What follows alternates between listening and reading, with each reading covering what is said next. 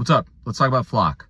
I get a lot of questions about Flock and what the Attorney General can do. If you care about mass surveillance, and I am deeply concerned about the convergence of big tech and government and mass surveillance, then you should care a ton about this Attorney General's race. As a lawyer, I've gone after corporate surveillance that spies on workers, that jacks up our prices, that watches us without our consent. And we're now seeing mass surveillance spread into our streets. We've got hundreds of license plate reader cameras across Colorado, more than 100 here in Denver. These systems can track millions of license plates a month, feed that data into private databases that can use AI to analyze all kinds of things. You know, when we leave our homes, what churches we're a part of, what protests we may show up to. We're already seeing how this mass surveillance can be abused, how it can be accessed by immigration enforcement authorities to track people, how it can be accessed by out-of-state law enforcement to track women seeking abortion care in Colorado, where it is legal. I'm also very deeply concerned about how these systems are used by private businesses, by HOAs, by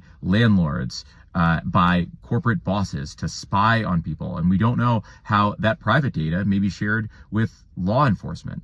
The Attorney General can fight back. As Attorney General, I'll investigate whether government agencies may be using these systems in ways that violate the Constitution, including the Fourth Amendment, whether there may be other violations of Colorado law, including Colorado laws prohibiting sharing of information with immigration enforcement authorities and our abortion care and trans care shield laws. I'll go after the private businesses abusing these systems under our consumer protection and privacy laws. And I'll hold accountable the surveillance companies that lie about how they're using this information and who they're sharing it with. That is a deceptive practice under Colorado law. Look, we need to be able to investigate crime, absolutely. But we can do that without creating some weird corporate private dragnet. We have to.